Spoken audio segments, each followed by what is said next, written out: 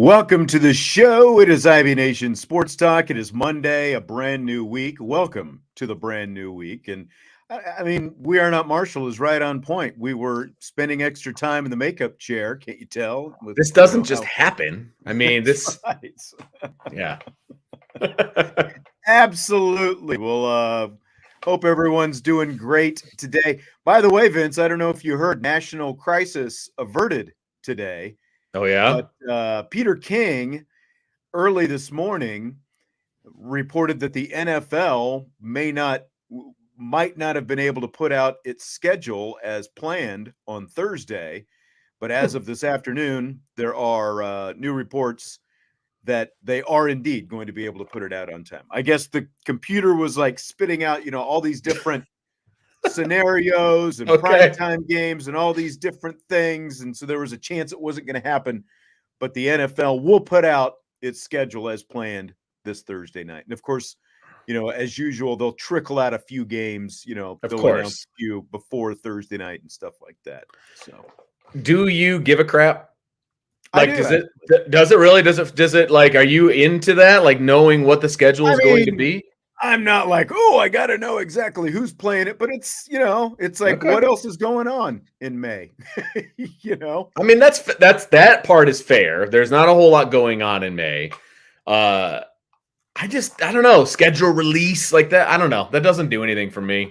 Especially, I will say college football doesn't do anything for me because they're always so far out in advance. And I'll tell you this. At least this is coming up. Exactly. And like, college can't do anything comparable because of the fact that they do have to plot their schedule together. Like the closest they could do, like, the ACC or in the different conferences release what their conference schedules and stuff like that are going to be. Like Notre Dame is still trying to figure out, like we don't know what times all the games are going to be, even though we're pretty much for the most part. Yeah.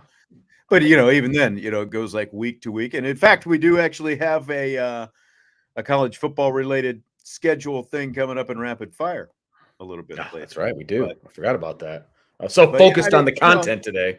NFL, they just find a way to continue to own the calendar. They really do. That's a really good point. Yeah. Like something is happening with the NFL year round. It is. It's a bigger deal that the NFL is coming out with their schedule than it is to watch USFL games. It absolutely is. Like it absolutely is. I know. Actual football being played. I know. Speaking of the NFL, I don't know. I'll probably get caught in a tangent, but I'll just go ahead. Okay. You don't watch a whole lot of NFL Network, right? Zero, right about actually. That? Okay. Yeah. Okay. Well, it's pretty much on all the time during the day, like when I'm here working and stuff. Sure. Like I've said before, when there are day baseball games on, which only happens like a couple times, I'll flip on baseball in the afternoon as an alternative, especially because the target demographic for NFL Network is obviously a male demographic, right? And it skews a little bit older as well. Now, that doesn't mean that there are no females watching the NFL Network. That's not what I'm saying at all. But the target demo is an older male audience, right? So, like me, Vince, you are married, right? I don't have to confirm that, but it's true. We're both married. So there are these commercials that the NFL Network plays that are there. I just don't get, because in each of these commercials, they're for life insurance, and in each of them, they basically have a wife berating her husband for not having the life insurance that they're selling. And one is a little bit older couple, one is a little bit, like 30s, 40s type age, and maybe they show them on some other networks as well. I don't know if you've seen. I know what you're talking about. For sure. I don't have a degree in psychology, but it just seems like if your goal is to actually, again, male target demo, if your goal is to get the male of the household to get off his butt and go buy life insurance, it doesn't seem like, it seems like you might not want to have a proxy for your wife yelling at you through the TV in these commercials all the time. Like, am I Am I wrong about that? I mean, it's Make you like if you saw, like this woman yelling at her husband to go buy life insurance, would that make you say, "Man, I really need to go buy life insurance"?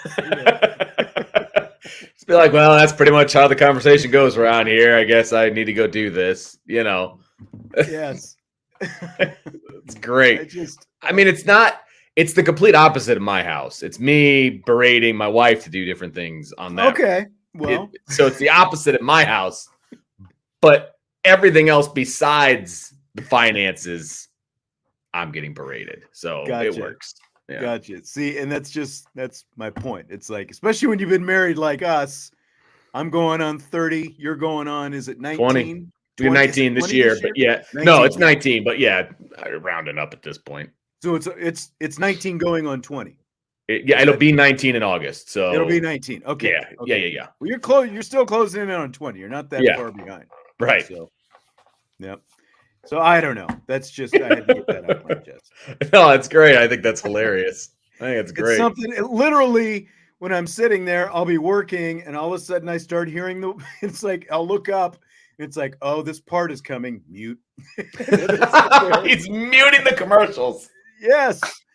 And I'll just sit there for, and then, I'll go back to work and then, it'll be quiet. And then I'll look up and it's like, okay, the program is actually. So you don't do it. You don't go to the classic Steyer's channel change at that point. I mean, because you are the surfer of surfers. I am. But I don't. I just, especially if I'm at, in the middle of something, it's fair enough. Mute. I'm not going to flip around just so there's some other noise coming at me. So it's great. Yes. We Are Marshall is pretty much nailed. Oops, sorry. Go ahead. Go ahead. I was going to say, We Are Marshall says, I love all these commercials. For the modern audiences, Dad is always the dumbass in every commercial. That's exactly right. It's not wrong. Not wrong. Do we need to watch TV to feel like dumbass even more? I feel like that on a daily basis. Come on. Make me feel good about myself, Oh, yeah, pretty much right. All right. Well, hit the like button if you would, if you feel like it, I guess, at this point. Just go ahead and do it. And of course, subscribe, rate, and review. We've actually got some Notre Dame football to talk about today. And this is a topic, what we're talking about today, the offensive and defensive numbers we'd be happy with / we need to see from Notre Dame this season. Oh, okay. So, I mean, yeah. So that I'm not gonna like change the whole thing around it. What did you prepare for? I prepared for what I thought they would actually happen. Oh, you're just predicting numbers. I predicted numbers, but I can very easily, adjust. You know what I'm saying? Because I had to really kind of dig into what were the national leaders and where things were, and that's some things kind of like the research that I did. Was like the way I was looking at this is. Like with an eye toward being in the college football playoff. Sure. What are the numbers need to be? That's fair. Yeah. And obviously knowing that Sam Hartman is there, so I didn't necessarily predict numbers as much as like this is where it needs to be. Okay. So it sounds like we did two different things, but I think that's okay. We'll be along the same lines by the time it's all. No, we'll be good. This will be fun. Right. So just kind of for some background, there are 5 key statistical categories that are most predictive of overall success. Like when it comes to making it to the college football playoff, being a national championship contender: rushing offense, pass efficiency offense, run defense, total defense, and turnover margin. And I think what's funny though is like, you kind of have to acknowledge that TCU was an outlier last year. Like when you look at where they were, they had a couple statistics, like passing offense, they were 39th, rushing offense, they were 31st, but they were 95th in total defense, 97th in passing yards allowed, 79th in rushing defense. Like, you talk about outliers, like Oh not yeah. many teams have ever made it to the playoff looking like that. Right. Yeah. So, You've got to be able to have so some like, semblance of a defense, and they yeah. didn't. And my point is, like, so we're going to talk about some of this stuff, and then, then people say, well, TCU was this, that, and they made look, it's again, they're an outlier. Like, Yeah. the fact that they not only got to the playoff, but won a playoff game I and know. played for a national championship is pretty remarkable. Yeah. Really, when you sit back and look at it, considering Agreed. what they were. So Agreed. you want to start with here's a couple different things. Okay. The two playoff teams. The 2020 team averaged 33 a game, gave up 19 per game. The 2018 team averaged 31, they allowed 18. So, like, in both cases, over 30, but under 20 is what they gave up. We don't have to go too deep in it. Like, I don't want to just start spitting out a bunch of numbers, but yeah, but I think that's indicative of what a playoff team can do. But those were numbers of a playoff team that didn't really even compete in that playoff game, right? I mean, they were in it, but they weren't going to win it. You know what I mean? And one of those numbers needs to be, in my opinion, significantly higher than it was. And the other number is fine right where it's at. That's how I feel about Notre Dame. okay. So, for example, yeah, the scoring offense. Specific, yes. Right? Scoring offense was in the low 30s on both of those squads. Scoring defense was in the upper teens, right? So for me to be a playoff team, I think in this era of college football, I think that you need to be in the upper 30s to 40 for scoring offense. So I put, what would I be happy with? I'd be happy with 40 points a game. Right on the money, 40 points a game. I think they have the ability to do that. Scoring defense, I put it at 20. And that's not even as low as it was when they made the playoff. But I think you can get by with that if you're averaging 40 points. Yes, exactly correct. Because I think you do need to outscore some teams in the playoffs. I mean, look at the scores in the playoffs. You need to be able to score points. Okay. To your point, here are some scoring averages from last year. Notre Dame averaged almost 32 points a game last season. They ranked 42nd in the nation. Ohio State, number 2 in the nation, 44 points a game. USC didn't make the playoffs, obviously, but they were just outside. They made it to a New Year's Six Bowl. And, Notre Dame obviously played them, 3rd in the nation, 41 points a game. Alabama, right behind them, 41 points. Georgia, also 41 points. Those are teams 2 through 5. Ohio State, USC, Alabama, and Georgia. Michigan was number 6 at 40 points a game, which is really, again, you can talk about their schedule and who they're playing in the Big Ten and all that different stuff. But the bottom line is their schedule was not that much softer than Notre Dame's, like the balance of the schedule. I think Notre Dame played higher quality. Sure. At their top end. Their top end was better than the top end of what Michigan. Yeah, I mean, they both played Ohio State, obviously. Yeah, and Michigan didn't have to play USC, but Michigan number 6 with 40 points a game. TCU, again, we can talk about their defense and stuff like that all we want, but they were 9th in scoring at 39 points a game. So I agree. Like, if Notre Dame is in that 39 to 41 point range, that's really where you need to be. Like, we've talked about this before. We grew up with the old defense wins championships, right? But that's not it in college football. Now, you've got to have the offense if you're going to win, if you're going to get into the playoff and win championships ultimately. So they've got to be right around 40 points a game, I think. I saw a quote from Nick Saban not that long ago, and I know he's still the best college football coach in history. So I do listen to what he has to say when he's talking about the actual game itself. And he said, back when I first started at Alabama, if you had the number 1 defense, you had a great chance of winning the national championship. Now you need an offense that's going to be able to outscore, because the good defenses aren't going to be able to stop the good offenses. And so that's why he changed the way they do things. That's why the offense now at Alabama is scoring a bunch of points.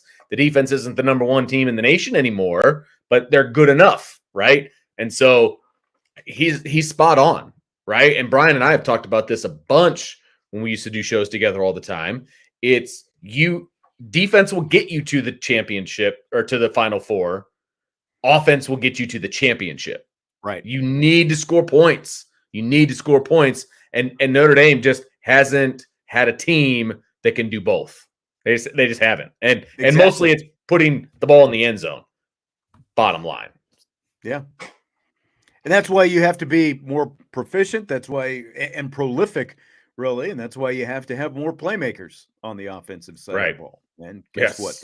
Look at recruiting there the last couple cycles. Bingo. So, yes. Bingo. And it helps to have a trigger man that's not afraid to put the ball down the field. So exactly. So we're both in agreement there. You got to be right around at least 40 points in that 40-point ballpark, give or take. That'll put you around the top 10, I think. Which I think is enough. I really do. I do think that's enough. If you have, if you're scoring less than 20, or if you're giving up less than 3 touchdowns, but you're scoring 40, you got a pretty good shot of making some waves in the playoff. No doubt. Mm-hmm. Anthony, thanks for the super chat. He says total offense top 15, total defense top 20. And I think that's pretty solid. I mean, I don't disagree with that. I would love to have a top 10 offense. If I'm being honest, I would love to have a top 10 offense. What is that?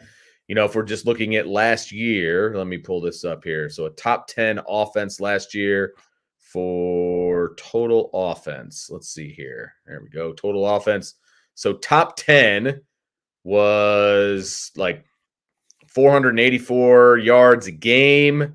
So that's a decent number of yards, obviously. Scoring offense, that puts you at 38.8 points a game. Mm-hmm. So I would like to see top 10, and that's obviously just going off of last year. If they could be top 10, then I think you really got something cooking. Well, look, here's what really kind of got me, because again, like rushing offense is more predictive of championship caliber success than passing offense. It's pass efficiency offense that is actually more important. But again, like you look at Michigan, not known for their passing by any means, but they ended up 6th in the nation, scoring 40 points a game. The rushing offense was 5th. They averaged 238 rushing yards per game. Notre Dame was number 35, respectable at 189 per game. But Michigan, number 83 in overall passing yards, but number 23 in passing efficiency. So, again, the pass efficiency number traditionally is more important than the passing yards. But like Notre Dame was, for example, 98th in passing yards per game last year. They were actually, again, respectable at number 32 in pass efficiency, which is kind of surprising when you consider what things look like at times last year, right? Yeah, no doubt. Yeah. No doubt. But, again, like we talk, is it going to be pass heavy? Is it going to be run heavy? Is it going to be, some kind of balance? Really, all that matters is you have a good enough rushing attack to give you some balance. And as long as you're not turning the ball over, you're completing, more passes than you're not, your pass efficiency numbers are good. That's really, and that's, I think both of those things lead to the scoring offense. Ultimately, if you can be top, right around top 15, top 20 in both, then that's, you're going to score some points. You're going to score a lot of points. And that's the thing. I could really care less how Notre Dame gets to those point totals. It really doesn't matter to me whether it's a dominant run game, whether it's a dominant pass game, whether it's balanced attack. I don't personally care. Now, if we start breaking it down and we start talking about matchups and, all of those things, I care a little bit more about what the offense is doing and how they're doing it. But at the end of the day, if they're able to average 40 points a game, I don't care. I really don't care, because that's the be all end all for me. It's kind of like a means to an end. I don't care how you get there, but you need to get there. And with this team, if they can get to 40 points a game, they're going to be pretty dangerous when it comes to the playoffs. Now, interesting comment from Joe. He says, I don't think Notre Dame's competing for a national championship without being top 10 in anything. So now, do you mean they have to be top 10 in everything to compete for a national championship? Or like what, how are you reading this, Vince?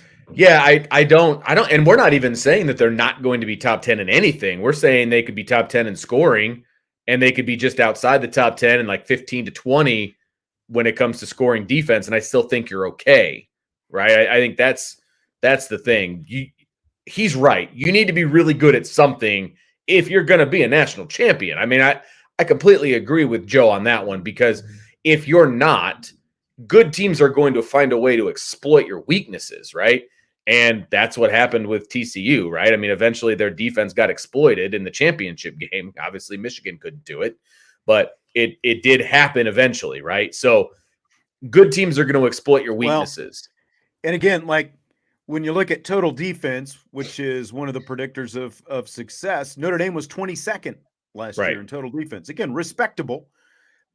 It's the red zone defense where they've really got to improve. But there were only two playoff teams that were top 10 in total defense last year. Michigan was number 6. Georgia was number 10. Michigan got knocked out in the first round by a better offensive team, and again, like that comes to, okay, Michigan, I mean, look, that game could have gone either way. Both teams were scoring a lot of points, but my point is only 2 of the 4 were top 10. So you don't necessarily have to be top 10, especially if you're scoring 40 points a game, which all of those teams were. Every team that was in the playoff, with the exception of TCU, which was averaging 39, the other 3 were all averaging 40 or better. That's splitting hairs. I mean, that's splitting hairs. It might as well be 40. Yeah, exactly. Right. Yep. So did you have any other points you wanted to make on the offensive side of the ball then? Yeah, I mean, talk a little bit more about the defense. Yeah, so I mean, I predicted, I guess, the rush offense, what I would want to see, the pass offense. I did break it down. I would be happy. And look, I think like Notre Dame averaged about 189 yards or so a game on the ground last year. I think they can do a little bit better than that this year. Honestly, if they're at 200 a game, I think that's fine. I really do. I think they'll be more around the 210 area. I mean, if you tell me that they're going to hit 20 more yards a game than they did last year, I think I could get on board with that, right? And then as far as like, not to cut you off, but no, you're good. In 2020, their 2020 playoff team averaged 211 yards per game and 5 yards per carry. The 2018 team averaged 182 per game, 4.4 per carry. So it wasn't quite as, like I would have thought, just like if I was thinking of those two teams, even though I guess when you think about it, the 2020 team was so based on running the football. But again, you're about 20 yards off there in terms of what one was and what the other was. But I do think that they should be right around at least 2, especially when you look at the schedule they're going to play this season. Sure, exactly. They should be right around 200 yards per game running the ball, I think. Completely agree. And, as much as we think that this offense is going to be prolific with the passing game and do a lot of things, pushing the ball down the field and all of that. And, the assignment today was, what numbers would I be happy with this season? 300 yards passing on average. So that's 200 on the ground, 300 through the air. You're averaging 500 yards a game. I would be happy with that, and if that equals 40 points a game, I think you've got to be happy with that outcome. So do I think they could run the ball better than 200 yards a game? Yep. Do I think they could pass the ball better than 300 yards a game? Yep. But I would be happy if they averaged 200 and 300. Yeah, I think, again, like plus or minus, I think that 300 is definite. Like they only threw for 207 yards a game last year. So bad. So bad in the nation, which makes it even more amazing that they were able to run for what they were able to run for last year. And with the true passing attack now, I think it's going to be up there around 300 per game. I completely agree with that. And, again, like you look at Georgia, which I think, if you think about Georgia, they're more probably thought of because of the way they are built Mm-hmm. for their rushing attack. They threw for 295 yards a game Yeah. last year, you know? And I think with Stetson Bennett as the quarterback. So I Right. think with Sam Hartman and what he's going to have around him, yeah, I think they're going to be pushing that 300-yard number as well. Yeah.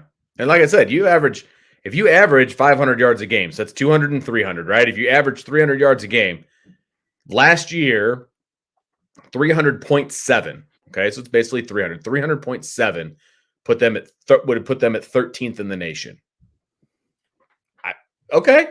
And to get into the top 10, you'd have to have 311.2. So, if that's the bar, then I'd be pretty happy, I mean, and that, I'd be pretty happy with that, right? I mean, yeah, because I think you're going to be able to go nuts against some of these teams within the passing game, but then it's all okay. When do you take your foot off the gas? There's a lot of things that go along with it. But again, if they can average 300, I think they're going to be in good shape. Yeah, at Georgia, number 15 in the nation with that 295. So, like, if that gives you an idea, like people are talking about, well, you Right. need to be top 20 or top 10 or whatever. The national champion was 15th in the nation in passing offense. They were 6th, though, in pass efficiency offense. So they were elite in terms of their pass efficiency. TCU was 15th and Michigan 23rd in terms of the pass efficiency. And again, like, that's a number that we really can't predict. It's just you have to be better there. And with a quarterback like Sam Hartman, they should be considerably better. And they were already 32nd in pass efficiency last year, because what was it? It was a lot of dink and dunk type stuff. Right. Obviously, look for Michael Mayer. Right. So and again, we expect that to look a lot different this year. And that rushing offense is going to help that, I believe. Yeah, for sure. And I want to bring this up from Joe because he makes a good point. Averaging 40 a game is good, but the points per game can't dip against the better teams the way it usually does. Now, it depends on what your definition of dip is, right? If they're averaging 55 points against the garbage, you can't average 7 against Ohio State and Clemson. Completely agree with that. But don't expect to score 40. Don't expect to hit your average. It is going to dip. That's the literal definition of an average. Some are higher, some are lower, and then you get an average, right? It's going to dip below 40, but it can't dip into the teens and the single digits. Exactly. And so that part of it, you have to be able to win shootouts. Yes. What it comes and I think that's probably what Joe meant, but I just wanted to clarify that, he's absolutely right. The offense didn't show up in big games. Ohio State last year, I mean, they didn't, right? Well, Clemson, not 90 yards of passing or whatever. Like, they ran the ball great. I mean, they took Clemson's will running the ball, but you do need to be more balanced. You need to have more through the air. I mean, the offense needs to show up, all of those different things. So I agree with Joe on this one. You can't have a letdown offensively in your big games. Right. If you're averaging 40 points over the course of a 12-game season, odds are in the 3 games against the tougher opponents, you might be closer to 30 points or 28 points or whatever it happens to be. Right. And that goes for the playoffs as well. So, yeah. And that's what averages are by definition. There are going to be some highs, there are going to be some lows. But again, when you look at the markers and you look at who's succeeding in college football today, it's the teams that are scoring up around 40 points a game and better that are going the farthest. Yep. And that's why Notre Dame has to be there if they want to be a true, not just get to the playoffs, but win in the playoffs after they get there type team. Absolutely. So what about the defense? This was harder, to be honest with you, because for me, like there's parts of the defense I'm bullish on, right? Like the secondary. I think the secondary is going to be good. And I know there's question marks at safety, but at the end of the day, I feel good about the secondary for Notre Dame, right? Depending on how the linebackers play or how they're used, I feel good about the linebackers. Maybe not as much as I have in the past, but I feel good about them, and I think their ceiling is very high. And then you get to the defensive line, and there's just a lot of question marks with the defensive line. I'm not saying I'm being negative about the defensive line, but there's question marks. There's guys that need to prove themselves, right? Like, we're all high on Jason Onye. We're all high on Riley Mills, but they still need to prove it, prove it. Like, they got to prove it on the field in a manner that is every game, every time they're out there, not just flash in the pan type stuff. So the ceiling is high, but I'm keeping my expectations to a reasonable level, I think. And so when I was thinking about the defense, you talk about points per game. And I mentioned this before. When they've been pretty decent, they've been at like 18, 19 points a game. Mm-hmm. That's a championship level defense. You can win championships with that defense. And so I upped it just a skosh, and I said 20. I think if they can average 20 points given up a game, I think that they can be in the conversation if the offense is as good as we think it can be. That puts them around a top 25 scoring defense. I think that's okay. Ohio State was 25th last year, gave up 21 points a game. Notre Dame, and that's the thing. Let me read you where Notre Dame ended up ranking last year. Scoring defense, 39. Rushing defense, 37. Both respectable. Room for improvement, but both respectable. Passing defense, 23. Total defense, 22. And again, total defense is one of those markers that you look at when, so like they were the 22nd best total defense. What skews everything, and I mean absolutely everything about the defense, it skews everyone's impression of what the defense was last year. It's what they did in the red zone. Oh my gosh, yes. Like, again, even though that isn't one of these traditional statistical markers, Not Marshall started off by saying, stat, I need to see top 30 in red zone defense efficiency. And that's what the whole thing defensively comes down to me, because if every ranking is exactly the same that I just read off, total defense, rush defense, pass defense, scoring defense, if everyone is exactly the same, yeah, you'd like to see it a little bit better, scoring wise. But if they're a top 30 red zone defense as well, they're going to be a really good team. That's what it came down to, is they didn't let teams in. They were top 20 in keeping teams out of the red zone last year. But it's just that red zone penetrations or whatever they call it. Yeah. But once they got to the red zone, it was over.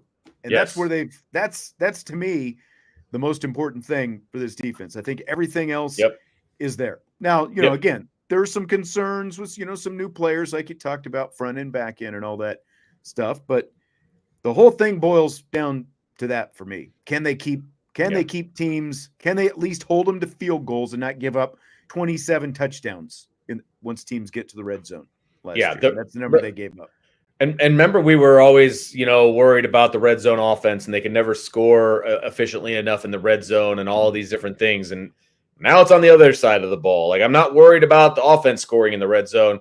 I'm worried about the defense giving up scores in the red zone. And if we're being honest, they can only get better. Like, they can't get worse. There was like very few opportunities the teams had in the red zone where they didn't score. Like, I think it was seriously like one or two. It was a ridiculous number. Like, they have to be better in the red zone, force field goals, get a couple turnovers, whatever. And remember, this team was starved for turnovers early on in the season. Remember that? Like, they couldn't buy a turnover, right?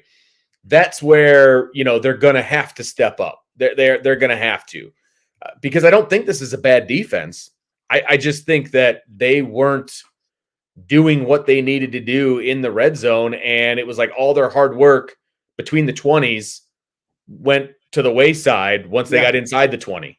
It was like, and that's all people remember. You're absolutely right. It's all they remember. They just remember teams scoring on this defense, period. Yeah. Shamrocks and Shenanigans says defensively he wants to see the linebackers flying around, making plays. No more lost puppy Marist out there playing pinball wizard. If the starters aren't getting the job done, it's got to be next man in. I mean, it's one of the bigger questions. It's one of the bigger questions defensively is what they're going to get out of Leofau at that will linebacker position this year. And, is he going to start? We don't know. I mean, we're going to get a better sense of that, I think, once we get to fall camp, right? Once we get a week or two into fall camp, depends on how much access we have But I think there's a great opportunity that his snaps are gonna go down based on the way guys are pushing him.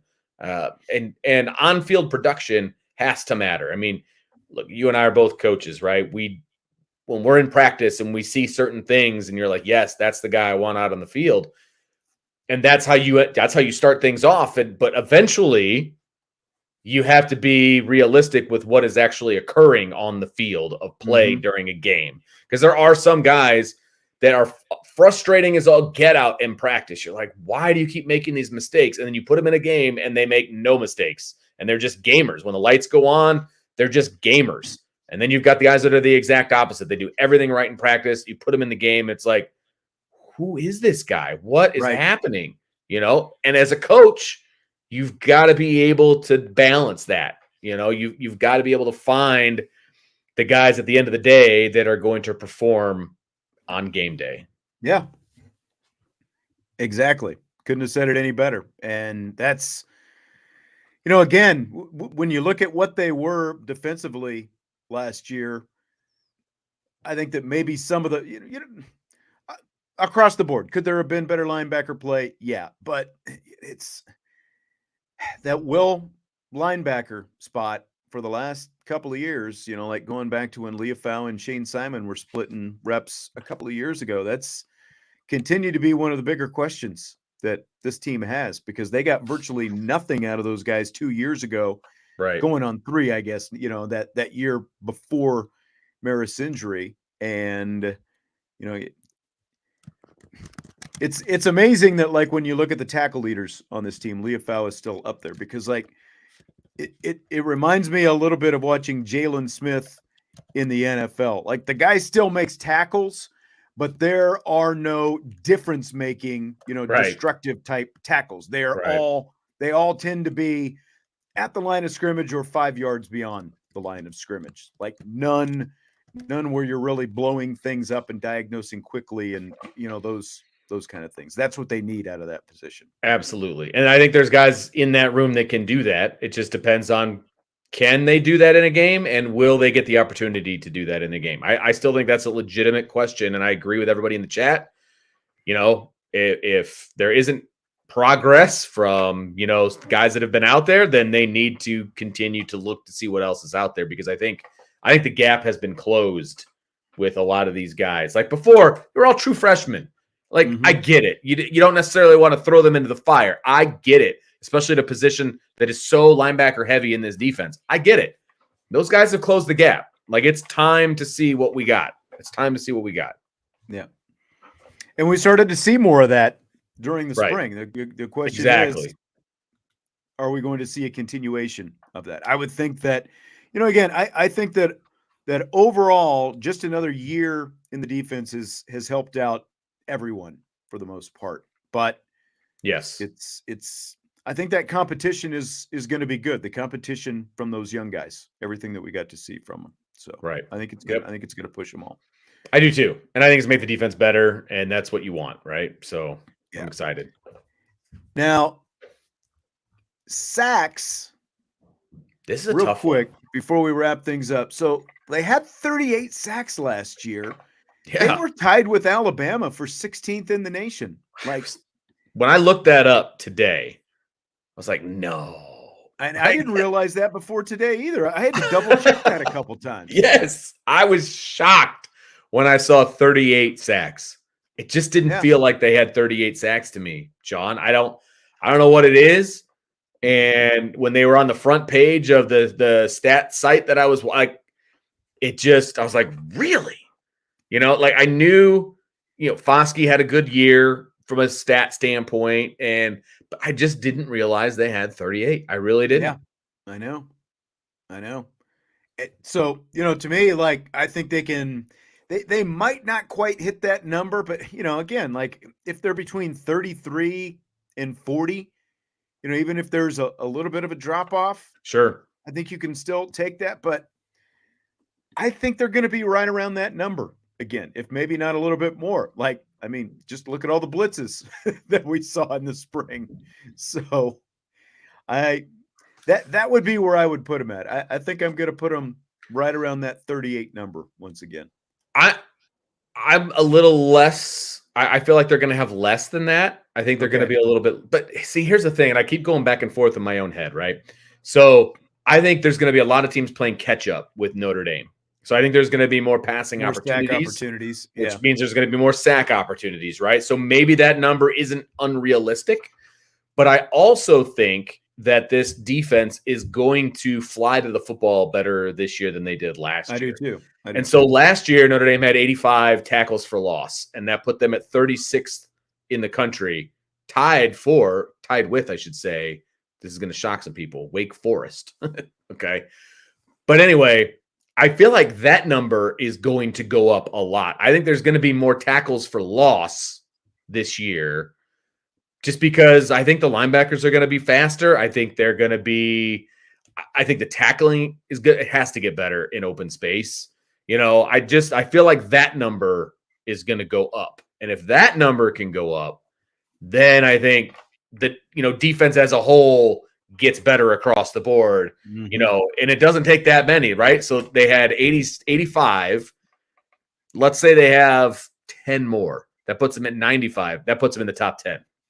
Like, just like that. Yeah. So I think there's going to be some more disruptive plays in the backfield. That's what I think. I would agree with that. For sure. Again, it's spring practice and you're going against your own guys and all that stuff. But I was like the disruptive stuff up front at the line of scrimmage. I was very impressed with. When it came to Notre Dame's defense this season. Yeah, so I completely agree with what you're talking about. I think we're going to see a lot more disruption up front this season, and that's going to help everything out. It's going to help that red zone. It's going to help everything that we've talked about already. Just because it's going to put teams off schedule. It's going to put them behind the sticks, as they say. All the cliches that you can off schedule, behind the sticks. All those things. I do think that is how this defense is going to operate, and then they have to come up big on third down, right? I mean, because I think they're going to be putting teams in second and long, third and long, and then now it's up to the secondary, which I'm bullish about. I think they're going to be the strength of this team, at least at the very beginning. Balls are going to be in the air. We're going to get TFL, batted balls, interceptions, like all of those different things. It plays into what I think Notre Dame is good at. But and it's also going to help create more turnovers, which they need as well. They only forced 15 last year. And like when you look at turnover margin, like I didn't realize how many turnovers they committed last year. It wasn't just that they only forced 15. They committed 18, which is fairly it was the 18 that they committed was uncharacteristically high as well. You had a few more fumbles than usual. Now, most of that came earlier in the season. It did get better over the second half of the season, but that's obviously an area they've got to get better. But again, all the stuff that we've just talked about is going to help that. And I think Notre Dame, like if they're able to, again, how much of it had to do with the fact you're learning a new defense and there was some hesitation and stuff like that, because once they did, look at Benjamin Morrison, for example. Once they started forcing some turnovers, they did come a little bit in waves, but it was just over the second half of the season. So I think they're going to have at least 20, maybe as many as 25 based on the pace they had the second half of last year after, guys seemed to be more comfortable in their roles, it seemed like.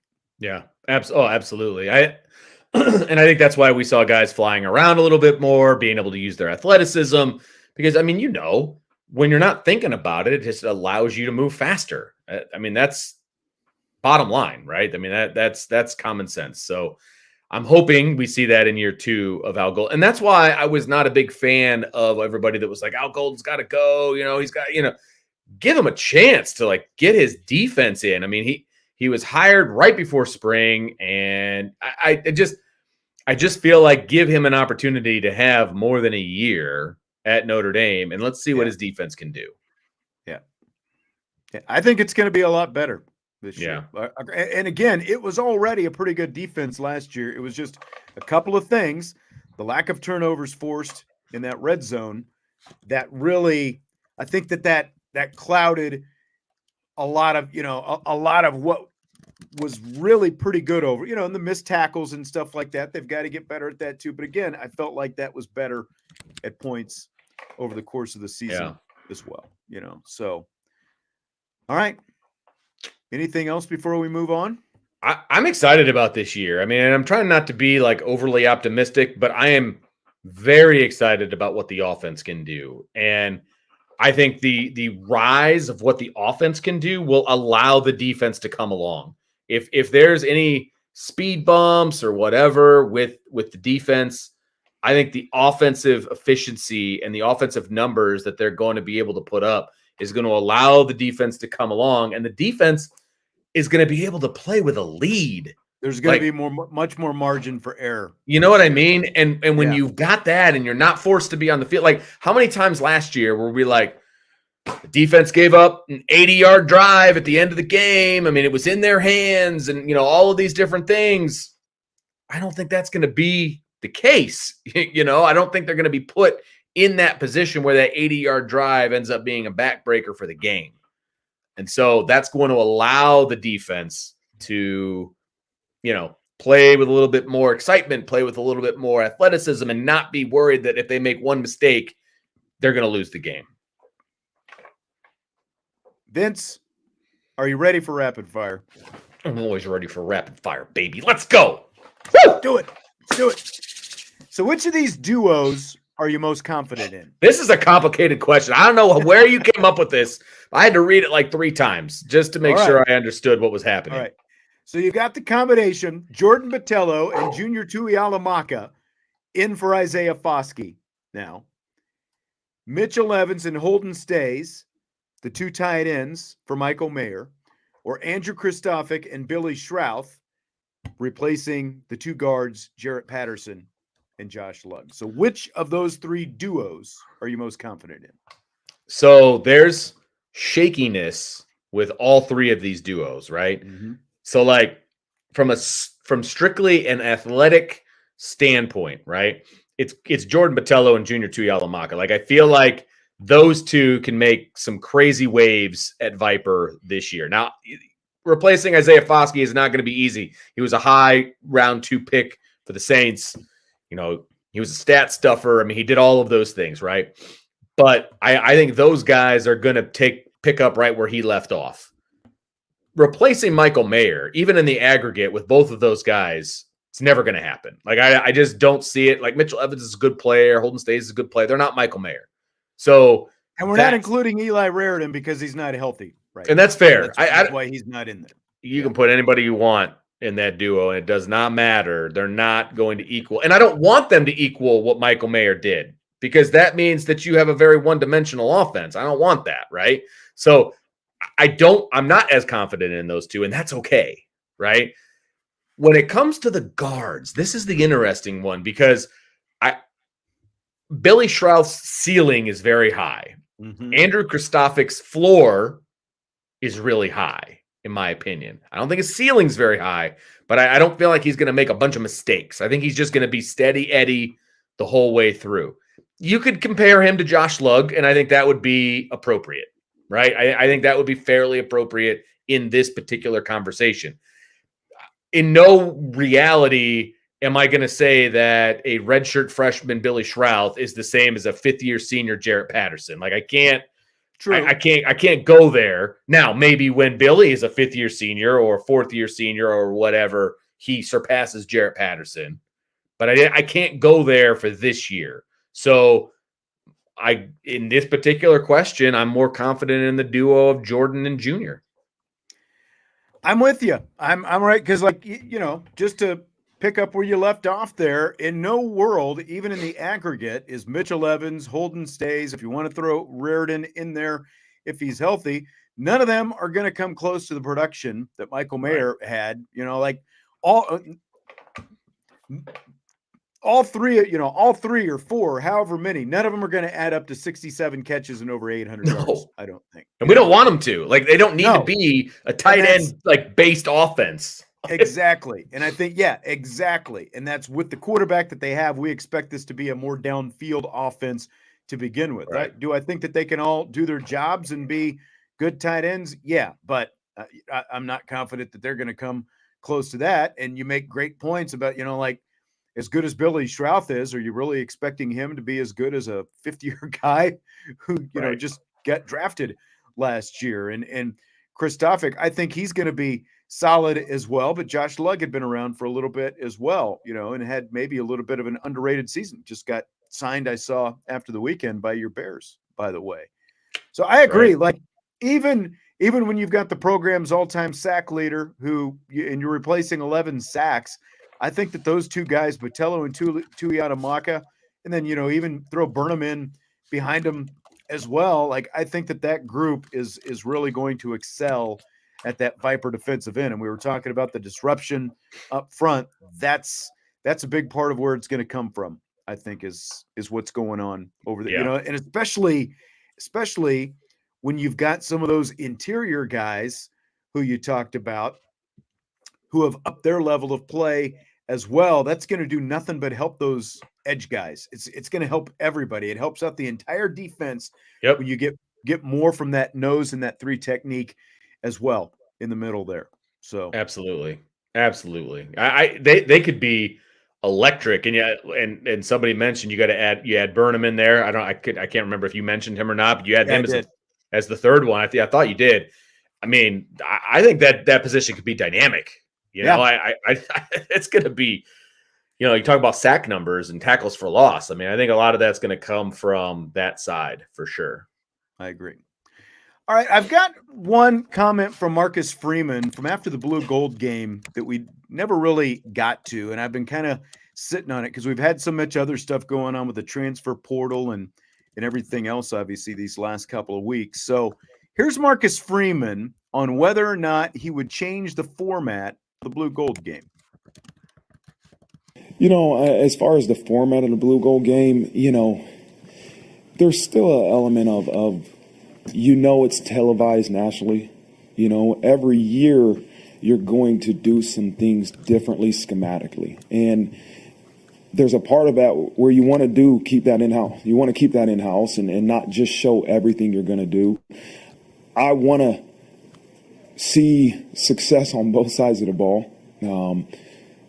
But we know that the jersey scrimmage is really for that. Jersey scrimmage is for game planning. Like that's put your best out on the field. Whereas the spring game is, I want to get everybody a chance to play.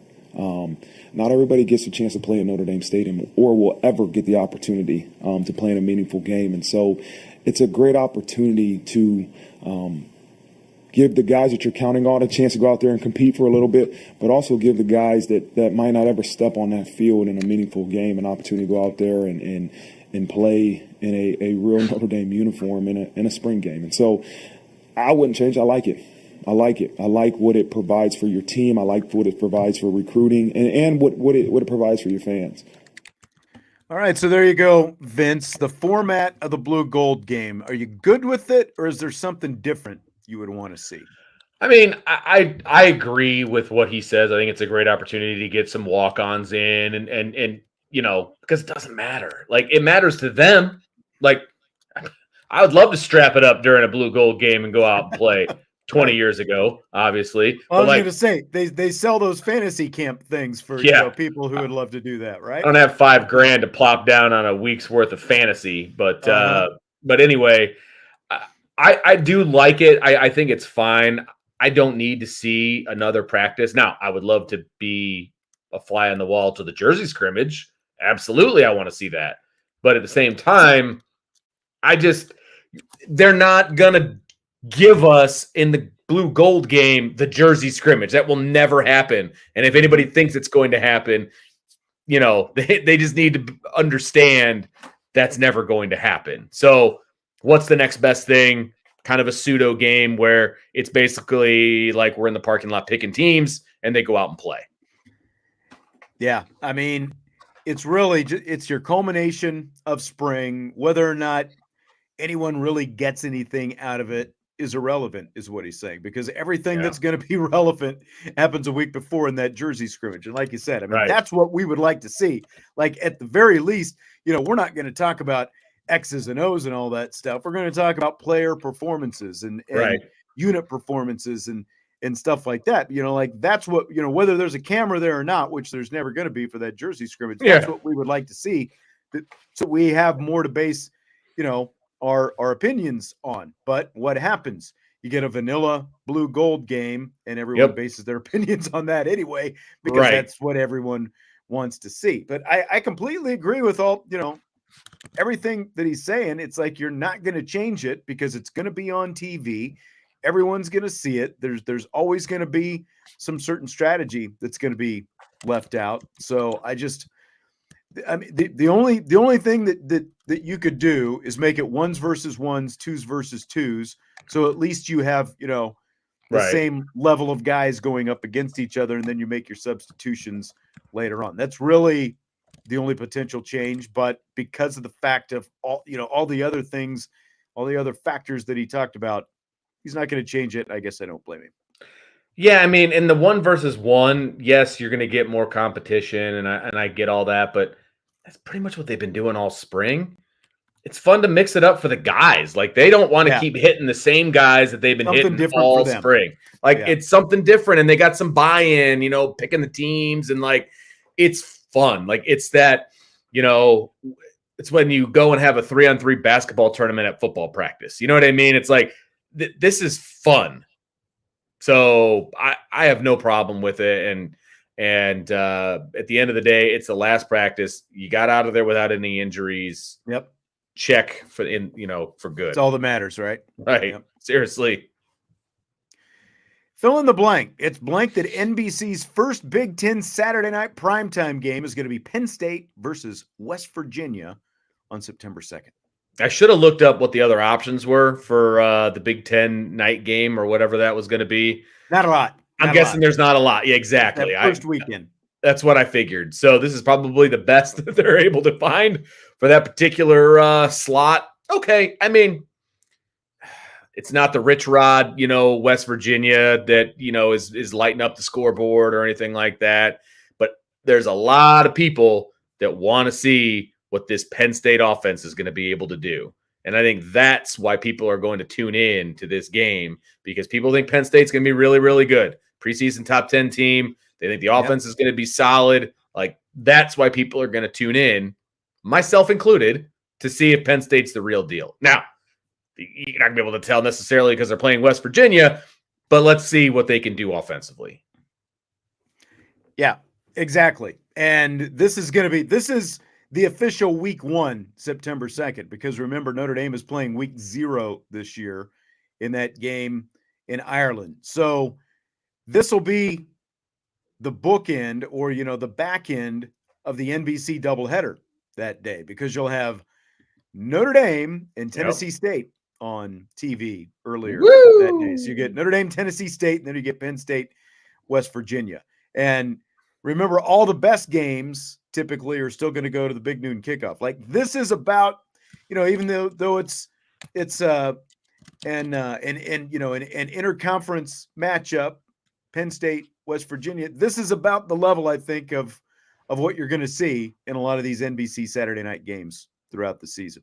So does that mean it's not going to be on Peacock? Because I figured that was the game that was headed to Peacock. Which one is that? The Tennessee State game. Well, we don't know that. We don't know that right. for sure. I'm just saying right. Yeah, obviously I'm assuming that there will actually be an NBC doubleheader that day.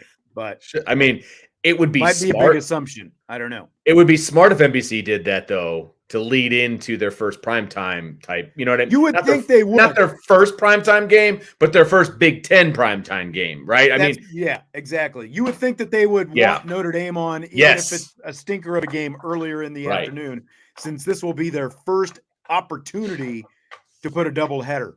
Right. 2 college games on the same day. How can you not? They're going to get a lot. Yeah. How can you not parlay the eyeballs that you're going to get from the Notre Dame game to that night game? I mean, it'd be silly not to, but it's NBC, so it'll probably be on Peacock. Speaking of football, Paul Burmeister, who is the Notre Dame football radio play-by-play announcer, he's worked for NBC Sports for several years now. He called the USFL game on NBC yesterday. Scale of 1 to 10. How big is the difference between Burmeister and the current Notre Dame NBC play-by-play announcer, Jack Collinsworth? 7,256. Like, it's not even close. It was, look, say what you want to about Burmeister or whatever. I think he does a really good job. He was obviously in TV before he was in radio, but I think he does a good job on the radio side as well. Way better than the guy that was in the booth before him, in the radio booth before him. Who was that, by the way? Who was the radio guy before Burt?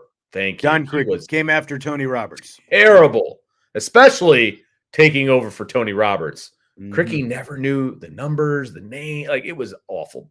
Yeah. Burmeister is a professional, and he sounds professional. He clearly does his homework. He, references talking to the guys before the game. And this is a USFL game where nobody knows who anybody is.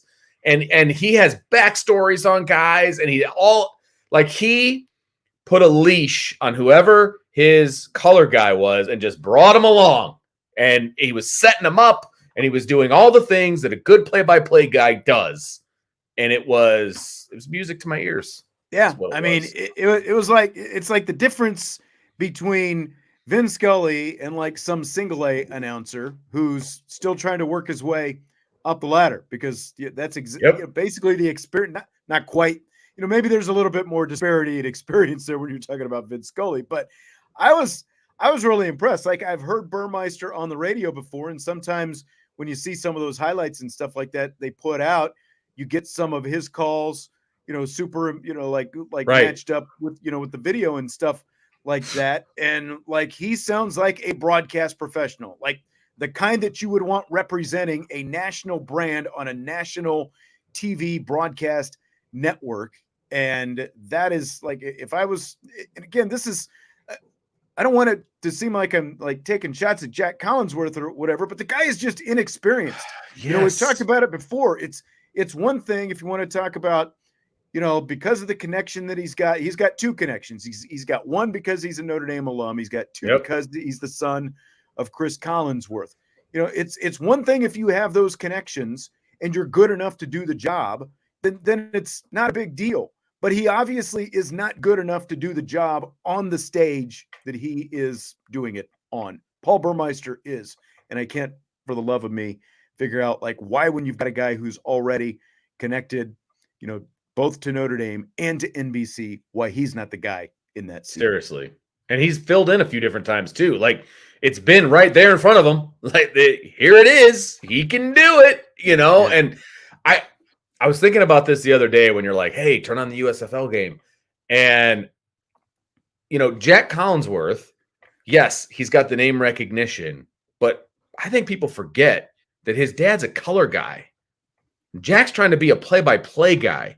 Mm-hmm. Those are two completely different things. Like, I feel like Jack could be a pretty decent color guy. He's been around the game, probably understands the game. He could probably be a pretty decent color guy if you stuck him with a professional play-by-play guy, right? His dad's not a play-by-play guy. It's just, I don't know. It just bothers me that he gets to sit in the bird dog seat of play-by-play for NBC just because his dad's a pretty decent color guy, which is completely different. Well, and again, I wouldn't overlook the Notre Dame connection either. Well, that's true. I don't think it's just because of his dad. I think that Notre Dame connection, Notre Dame they like having their alums in those seats. There's different ways you can do it, though, in my opinion. Had a Notre Dame alum calling the Blue Gold game on Peacock. Right. And like, you're going to see more of that. You've got a Notre Dame alum calling. It's because of this program that they've got now. The podcast program over there. I would very simply just flip the two teams from radio and TV. Just flip them. Now, the radio broadcast would be terrible, and I get that, but just flip them. You've got your Notre Dame guy as the color guy. You've got Burmeister, who's a professional doing play-by-play. Yeah. Just flip them. I wouldn't even flip them. I think that they would probably put Simeone in the radio seat if Burmeister got the TV. Yeah, you're probably right about that. Yeah. But the balance would still be an upgrade in that case. Yeah, absolutely. Bernie says that Jack has the opportunity of a lifetime as he'll get to call an undefeated Irish season and Heisman winner. Okay. Bernie is the most optimistic person I've ever met. I know. Like, I mean, man. see, I agree with this right here. Decaf 18, Sean Stiers for radio. Sign him up. Well, I don't think that's going to happen either because It's probably not, but that doesn't matter. Not from the right place. Yeah, well, you know. No, I really think that matters with this, since they've, started up this broadcast program here in recent years. I think that matters a lot, and I think it does. That plays into a lot of this stuff as well. We'll just send in a couple of our high school games, and they can. There you go. Like, hey, this is a lot better than what you got. There are a couple NFL guys who, this has been a while back, not that long ago, like, within the span of my broadcasting career, but there have been a couple NFL guys who basically had, because of connections, like high school play-by-play was the extent of their experience. They ended up calling NFL games on the radio. I mean, just saying. Yeah.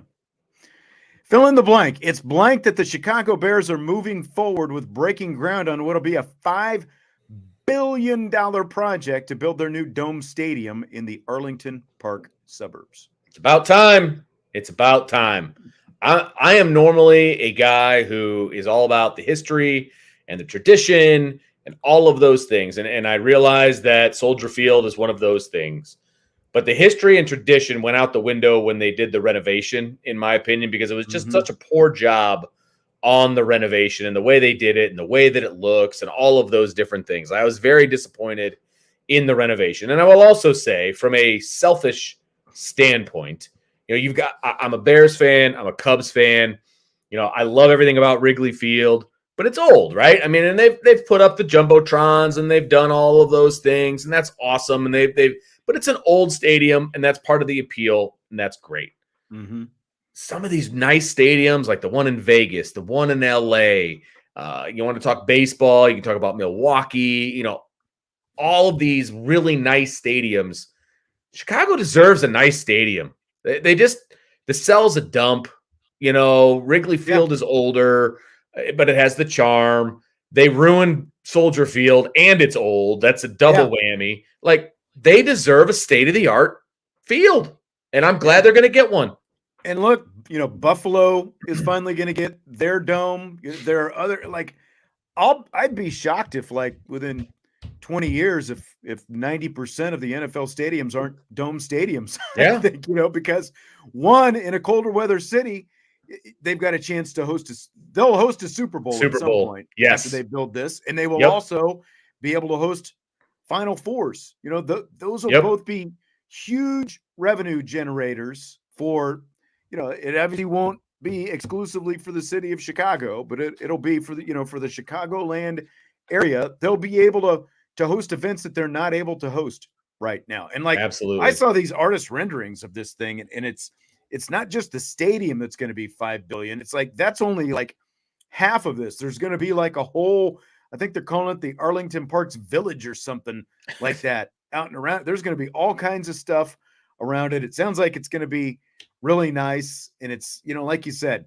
look what Chicago has had in terms of facilities forever. Like the United Center is the newest thing that they've got, And that was in the mid-90s. Yeah. Yeah. That was in the mid-90s. I think it's a great opportunity for them. I know a lot of people are, kind of, pushing and pulling again. The city of Chicago obviously wants to keep it because of the tax revenue and all that different kind of stuff. But I think it's going to be really good for, the entire Chicagoland when it's all said and done.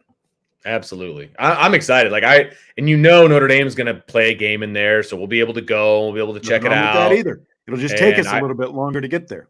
That's okay. That's okay. You got to go north to the suburbs. All right, fine. We'll do it. Mm-hmm. So there's a recent growing trend in Major League Baseball of players celebrating their home runs. Did you see the Fernando Tatis Jr. celebration? I've seen a lot of the celebrations this year, but yes, I have seen that one. Had a sombrero, and he was dancing after homering off Clayton Kershaw. And, of course, a lot of the old guard, old school people say the antics are too much. So where do you stand on all this current celebration that's going on, especially like the stuff, like I'm talking about with Tatis and the dancing and the sombrero and stuff like that?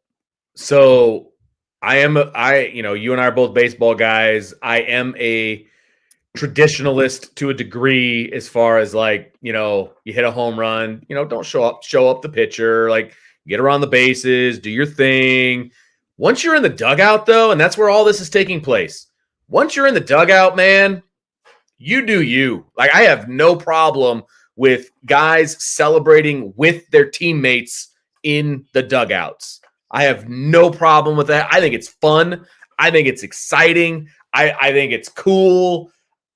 And I mean, let's be honest, baseball could use a shot of cool, right? Or a shot of excitement at times. Right. Games are going faster. There's more stolen bases. Like the rule changes have actually worked. I think overall, there's been some nitpicking here and there, but I think it's worked overall. Once you get in the dugout, man, have some fun. I have no problem with it. And that's like you said, it's not like they're out in front of the dugout doing all this stuff. They're doing it with their teammates. And if a pitcher, I realized that 30 years ago, like you didn't even have to do a dance for a pitcher to take exception. Like there were pitchers like in the 80s, and before, 80s and back into the really old school, like 70s, 60s, whatever, who like if he gave up a home run, he was going to drill the next pitcher or the next batter with a fastball just because he was ticked off. Now that doesn't happen anymore. Like Anthony said, you don't want the celebration. Don't give up the home run. And you want a younger crowd to get excited about baseball. You don't want it all to come down to that, like every decision that you make, but there's just too much of these, unwritten rules, old school, all this different stuff. Have some fun. You're playing a kid's game. You should be able to have some fun playing a kid's game. Again, as long as you're not throwing it in the opponent's face, you're doing it with your teammates, you're having fun with it, which is what most of these things are. I've got no problem with it at all. Yeah. I mean, they're already in the dugout. They usually put on whatever the paraphernalia is once they're down in the dugout, and then they go across the dugout with their teammates. Okay. Awesome. That's, I'd be all about like the team coming out and meeting the guy at home plate, like we always do at the high school level. You know what I mean? Like, I don't know. I have no problem with celebrating a home run as long as it's not like in your face as he's running around the bases, like pointing at the pitcher, being a jerk. Like, but like I think Jesse is the one that retweeted. We're talking about Twitter, right? Jesse, I think retweeted. There was one of the baseball players, I can't remember with a team or whatever. He stopped at third base and like made some sort of a gesture after he hit a home run, like to the crowd, and did like a salute or something like that. And the next time he got up, he got drilled. Yeah, you get drilled for that, and I have no problem with that. You do the crime, you do the time. Like that's totally fine by me. Yeah. If he does whatever in the dugout, peace be with you. Yeah. When you're on the bases, that's where correct. You got to kind of watch your stuff. Right. Yeah. Exactly. By the way, Cardinals coming back to Wrigley tonight. There's all this stuff going on with Wilson Contreras. Yeah, there is. And, they're talking about moving him to the outfield. Now, they're not going to move him to the outfield. But my question, how should fans greet Wilson Contreras when he comes to the plate for the first time tonight? I saw a tweet about this today. The guy said, PSA, Cubs fans at Wrigley tonight. When Wilson comes to the plate, do nothing. Act like he's a rookie you've never heard of. That's the true troll job. Pass it on. No. First of all, I'm not trolling him. Okay. He was a very important part of what the Cubs did with their success, winning the World Series in 2016 and being successful. It is not his fault that the Cubs would not sign him to a longer term deal. He went for the money and it happened to be St. Louis. Okay, fine. I get it. Was I happy he went to St. Louis? No. If I'm at Wrigley Field and he comes up to the plate, I'm standing up and I'm giving him a standing ovation because do what the Dodgers did to Cody Bellinger. Give him the standing O, and then hope the pitch on the screen expires, and it's a strike. Right. Right. I mean, they did with Cody Bellinger. They did like a video, little montage, like the whole. That is what they should do for him. I'm sorry, he was a huge part of that Cubs team, a huge part, and he deserves that recognition. He does. this is like, obviously someone who's a fan, and look, these are professional athletes, and like you said, Right. look at the Cubs track record. They didn't re-sign anyone, Right. with the exception of Kyle Hendricks. It's like that's the only guy that got a new contract out of that Right. whole core group of guys. Everyone else is gone. Why should you take it out on the player because the Right. team didn't want to re-sign him? It's modern professional sports. Like, the guys Correct. have a right to go out and make a living and go to another team. He got the best offer from the Cardinals, obviously. So And I have no problem with that. Like Irish Shytown says, Vince, cheer him until he gets a homer and then boo him and throw it back. there you go. 100%. I would absolutely do that. And Father David Penny says, standing O as a thank you and then cheer like crazy when he gets out. Yes, absolutely. What? And it's No more, no only less. his first at bat. His first at bat, he gets the standing O. His second at bat, boo. Like, I have no problem with that. That's right. That's exactly. Because he's a Cardinal now. But I'm going to give him much more complicated. Yeah, exactly. You can still appreciate him for what he did. And it's like, I remember when Jason Hayward, signed with the Cubs after that year that he had in St. Louis. There were a lot of Cardinals fans who were ticked off about that as well. It's like, well, one, he wasn't in St. Louis that long. It's right. Rivals and all that stuff. I guess you've got sort of that faction who thinks that, sure, the players owe him something. And it's not like it used to be. You know what I mean? When a guy was with the same team, well, his that's whole the thing. career, You just like these rivalries. The only time they really get heated, like some of them are a little bit more typically, like if the Cardinals and Cubs were both as good as the Dodgers and Padres right now, it might be a little bit like, Sure. Again, like going back to that Padres Dodgers, it's like there's been such great atmosphere, especially when they play down in San Diego in those, just because of the proximity and everyone hates the Dodgers. It's like this Cubs Cardinals, you just haven't seen near that much excitement, either excitement or animosity, really, in recent years, because they haven't been good at the same time. Exactly. Yeah. So I hate the Cardinals. I hate the White Sox, and I will boo them and I will cheer against them. But it's like my hatred has kind of shifted from hating specific players to just hating the uniform and whoever's in it. You know what I mean? Like, Yadier Molina is gone. Like, some of the guys that were there forever, they're gone. Like, I just hate the Cardinals, Yeah.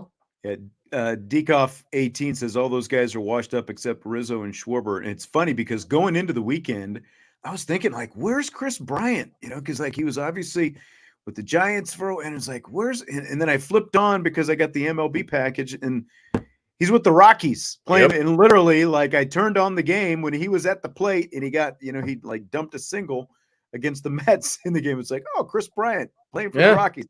But you never hear about him because of where he plays for the Rockies. I mean, that's yep.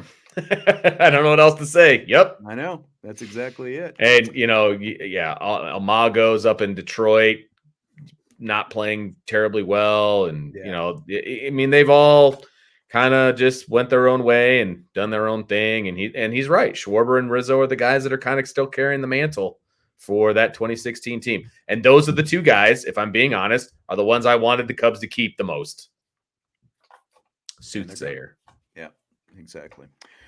All right. Well, that's going to do it for tonight. Had fun as always. We appreciate it. Hit the like button and, of course, subscribe, rate, and review. Vince, I will talk to you in a couple days. Yes, baby. Here we go. Wednesday. All right. Can't wait. Sounds good. Talk to everybody else mañana on IB Nation Sports Talk.